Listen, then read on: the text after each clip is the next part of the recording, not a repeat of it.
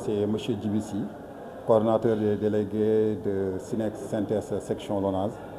Donc on est là aujourd'hui pour tenir une assemblée générale, pour parler en tout cas de la taxation des 20%. Donc validée par l'Assemblée nationale et aujourd'hui qui est en train en tout cas d'impacter sur notre chiffre d'affaires. Voilà. Quel est cet impact? Donc l'impact que nous avons constaté depuis en tout cas l'entrée en vigueur de cette loi-là, en tout cas depuis l'entrée en vigueur depuis le 1er novembre 2025, nous avons constaté sur notre réseau physique que le chiffre d'affaires en tout cas a baissé de façon drastique, c'est-à-dire que le chiffre d'affaires est passé du double au simple. Et aujourd'hui, la conséquence c'est que sur le plan social, ça a occasionné pour les vendeurs en tout cas, il y a certains vendeurs qui ont abandonné aujourd'hui l'activité, tout simplement parce que ils ne peuvent plus en tout cas respecter leurs engagements vis-à-vis en tout cas des points de vente magasins qu'ils avaient, en tout cas sur lesquels ils travaillaient. Donc ce sont leurs recettes qui ont baissé et forcément ça a impacté sur leurs commissions parce que les vendeurs c'est des commissionnaires. Donc ils sont payés sur la base des recettes de leurs commissions et les commissions sont importantes, sont aussi importantes si la recette est importante.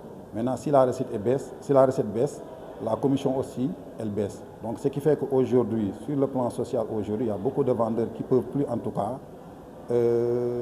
respecter leurs engagements, raison pour laquelle certains points de vente, en tout cas, ont commencé à fermer. Maintenant, nous, en tant que personnel aujourd'hui, on s'est dit que l'impact est là. Donc raison pour laquelle nous sommes venus aujourd'hui parler des 20%, alerter l'État en tout cas, des 20% qui sont venus s'imposer à la loterie nationale sénégalaise. Sans pour autant, au préalable, qu'il y ait une concertation. Parce que nous, ce qu'on souhaitait, c'est-à-dire qu'il y ait un dialogue inclusif, que l'État du Sénégal, en tout cas, puisse parler avec nos autorités avant de pouvoir mettre en application cette loi. Nous ne refutons pas cette taxation de 20%. C'est quelque chose qui se fait et quelque chose qui est normal. Mais seulement ce que nous déplorons, c'est le manque de dialogue inclusif vis-à-vis de l'État, qui est venu en tout cas valider au niveau de l'Assemblée nationale une loi et nous l'imposer et que les conséquences aujourd'hui sont là. Donc raison pour laquelle on a décidé de tenir cette Assemblée générale et du point de vue personnel aussi, le personnel est inquiet par rapport aujourd'hui à cette avancée-là. Parce qu'il ne faut pas oublier que la LONASE a démarré avec ce réseau physique-là. Même si c'est vrai qu'aujourd'hui l'activité est diversifiée sur le online, mais toujours est-il que nous, on est un écosystème et on est une grande famille. Aussi bien que les parieurs, aussi bien que les vendeurs, aussi bien que le personnel, c'est une grande famille. Donc ce qui leur touche, nous touche. Parce que, comme on dit, si aujourd'hui on est parvenu aujourd'hui à être performant, c'est parce que ces gens-là ont contribué de façon énorme, en tout cas au développement et au rayonnement de cette boîte-là. Qu'est-ce que vous attendez exactement? Nous, ce que nous attendons, en tout cas de la part du gouvernement, c'est de revoir en tout cas sa position, d'ouvrir un dialogue inclusif en impliquant en tout cas les différentes responsables partenaires qui sont dans ce secteur d'activité-là afin de trouver en tout cas une solution qui arrangerait tout le monde. Voilà. Ok. Salam alaikum, man Mamadou Diop laa tudd. Donc je suis le secrétaire général du collège des délégués Satral et représentant le syndicat de base Satral.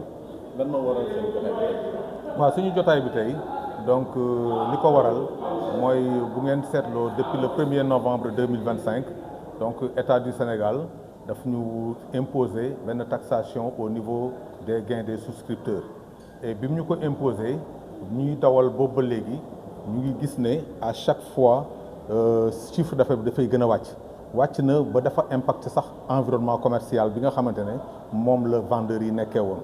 Du benn du ñaar le vendeur yeeg parieurs yi di ñu interpeller sur ce volet-là. Aujourd'hui naam ñenn ñu ngi naan bu impacté vendeurs yi impacté parieurs yi en tout cas exegul ci personnel bi ñun bu ñu nekkee dañoo jàpp ne ginnaaw yàlla ak yonante bi vendeurs yi ñoo tax te vendeurs yi aussi bu ñu toogee bay am activité parieurs yi ñoo tax donc man c'est une chaîne boo xamante ne ñun ñëpp dañoo am obligation pour vraiment encadrer ko mais jëm ko préserver. léegi lu ngeen di xaar ci kilifa yi. waa état bi donc def na taxation bi ni ñu ko waxee tout à l'heure sans pour à préalable vraiment impliquer les partenaires sociaux pour ñu waxtaan ci techniquement parce que ñun am nañ ci ay xalaat yu bari ñun on n'est jamais contre de la taxation un pays qui vit d'impôts taxation mënu fa jógee mais taxation boo gis aussi dafa am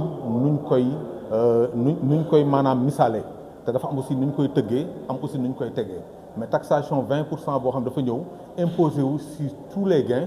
Quelqu'un qui gagne 1000 francs mu ngi am taxation de 20%, quelqu'un qui gagne 20 millions am taxation de 20%. dañu ne loolu lu jaroon xoolaat la parce que je pense que taxation bu ñu koy def aussi war nañ ko def de façon graduelle parce que taxation boobu sax dafa egsi ba dafay commencer di effacer la notion de remboursement. Quelqu'un qui gagne 100 francs à qui on taxe 20%, il se retrouve avec 80 francs et 80 fois et en deçà de la mise bi nga xamante ne mooy la mise minimale. Donc ñu ne kon état bi le président de la République avec son premier ministre ñu toog xoolaat loolu parce que tamit ñi nga xamante ne ñoo nekk ci réseau bi ay njabootam lañu ñi nekk ci réseau bi ay sénégalais lañu c'est des travailleurs et lii ñu commencé def bu ñu demee ba xool environnement commercial bi gis nañ ne déjà ay magasins gi tëj gis nañ ay kiosques yi tëj gis nañu ay vendeurs yi découragés di dem seen yoon te vendeurs yooyu également ñoom suñuy partenaire lañu mën naa wax ne mooy suñu premier partenaire.